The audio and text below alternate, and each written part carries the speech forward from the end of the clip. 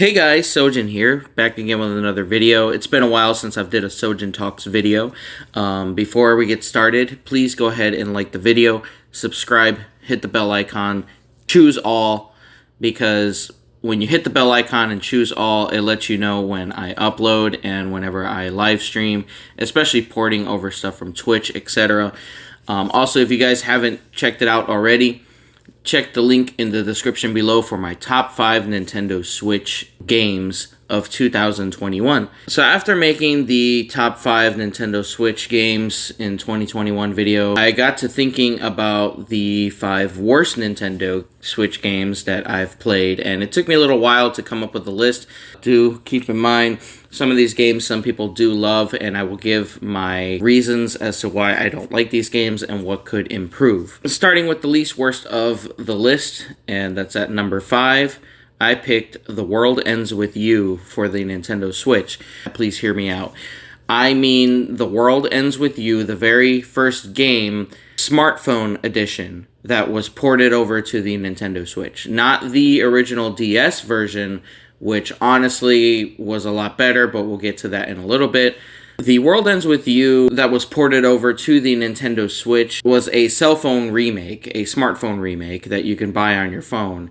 And it's 100% touchscreen, meaning you either play it touchscreen when it's portable, or when you dock it, you can only use one Joy-Con, and it's very awkward. I just don't like the controls very much. I actually hated using the Joy-Con more. I felt like it was more of a challenge to play than on portable. I was able to play it to completion while I was playing it handheld. However, it was very awkward with the normal Switch size screen. I feel like if you were to play this game on the Switch Lite with 100% touchscreen controls, I feel like you can play this on the Switch Lite with no issues. However, when I played it portable, I played it on my normal Switch, and I had to use a touch pen, which I had to buy online. It was a bit aggravating. It was a little more work than what I would like to admit. I love the original game. I love the original story. When I was playing on the DS, it just felt more natural to me, even though it was kind of unnatural to play. It was weird. But all in all, it's still at number 5 on my 5 worst Nintendo Switch games. It could have been implemented better. And number 4, which is actually worse than The World Ends With You, but still not the worst thing on the list, is Scribblenauts Mega Pack. The first thing I want to mention about Scribblenauts Mega Pack, when this was originally on the 3DS or DS, I can't remember which one, it basically used touchscreen controls like every Scribblenauts game ever. And keep in mind, the Nintendo Switch has touchscreen controls as well. However, this game doesn't give you those options. It gives you a rotary phone style control, which is really weird. And I mean, don't get me wrong, over time you get used to it. I would have preferred using the touchscreen to be able to type things. It would have been just quicker and easier. I don't know. I don't like the rotary phone style. They didn't even give you the option to change it. It was very clunky. I mean, don't get me wrong, it's a fun game. That part of the gameplay alone just took me away from it. Another thing I don't like about the Mega Pack is the Marvel part of the game. It seemed kind of boring and uninteresting, and this is coming from someone who loves Marvel. I don't know. I didn't have a good time with it, so that's why it's on this list. Number 3, Void Terrarium. Yes, I know I have unboxed the limited edition version of the physical copy of this game on my channel. You can check that video out in the link in the description below if I remember to put it down there. This game was very long, very tedious, very repetitive. This was a dungeon crawling Tamagotchi type of game. If you love dungeon crawling games and their repetitiveness, then this would be the game for you. What got me attached to the game, though, and overlooking the gameplay, was the story. However, when I got to the very end of the game, this is not really a spoiler. I'm not going to really give away the ending anyway, but the ending was just bad. The ending just left me dry to the point where I'm like, that's it? Are you serious? Like, I played hours and hours of this game only to get this ending that was not even good. I was very upset. It was not good. Yeah, that's why it's on this list. Number 2, so second and final one. Believe it or not, there is a worse game than this one. But yeah, number 2, I picked ATV Drift and Tricks. This game, I actually got digital download. It was on sale. I don't remember how much it was for. Disappointed me, like, tremendously, because I grew up with playing ATV games on the PlayStation 2, especially ATV Off-Road Fury and so on. You're talking about releasing a newer ATV game on the Nintendo Switch, and it was severely disappointing. Disappointing music when they had it, lack of music during the gameplay. It felt boring. I felt like I was going to fall asleep in the middle of playing. That's pretty bad. And it's just not as good as the original games. I can't explain it. It's more of a thing you gotta experience. I personally do not recommend it. I mean, hey, if it's on sale on the eShop, the ATV Drift and Tricks for like $5 or less, by all means, you want to buy it and try it out yourself, go ahead. It's not bad for like having a multiplayer game you're gonna play with your friend for like 30 minutes at most if you can get through it. But then I feel like I will never pick it up again. So yeah, there's that. So number one, final game of the list. It is the absolute most horrendous Nintendo Switch game I have ever had the displeasure of playing. Keep in mind, this game originally came out on the PS2 and was ported over to the PS3 and PS4 and Nintendo Switch. It has been ported over multiple times. And I don't understand why. I don't understand how. This game is horrible. Meanwhile, I'm sitting here and I'm like, where's my Musashi game? You know, Samurai Legend Musashi for the PS2. Brave Fencer Musashi. Where are my Ape Escape games? Come on, what the fuck? But no, we get The Legend of K Anniversary. Keep in mind, I've never played this game at all before the Nintendo Switch. When I saw that it was for the Switch and I heard people saying it was a PS2 game that I just never heard of before, I decided to get it.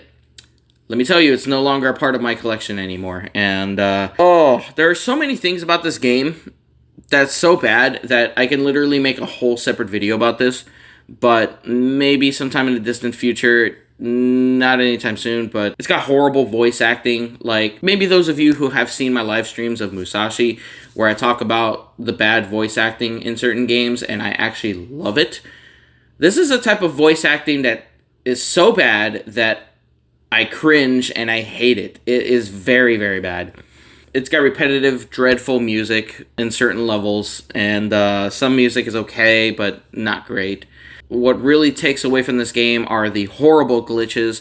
There was a time that I ended up having to jump onto some ropes to basically get across a ravine or something, or maybe like a lake, I don't remember.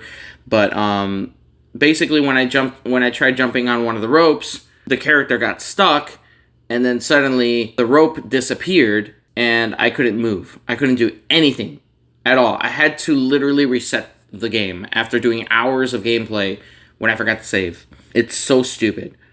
The game is basically an adventure game, but also trying really hard to be a platforming game, and the platforming is horrendous. Like, it is so bad. There's so much room for error, so much room for dying. It's so horrible. And then the last and final thing that I have to mention about The Legend of K Anniversary Edition is the hideous, nightmarish panda bears. Fuck those things. Anyway, other than that, it's an experience. I don't know if I'll ever play this game on the channel, but if my channel gets bigger and I get some patrons who are like, yo, I want you to play Legend of K Anniversary Edition so we can laugh at your misery, then I'll do it. But I'm not going to do it. I'm not going to do it unless I get that far. But anyway, just to recap, number 5, I had The World Ends With You. The awkward controls in general, just, it wasn't pleasant to play. Number 4 being Scribblenauts Mega Pack. The rotary phone controls and the Marvel part of the game, it just took me away from it. Number 3, Void Terrarium. It was very long, tedious, and repetitive, and bad ending. I just didn't like it overall.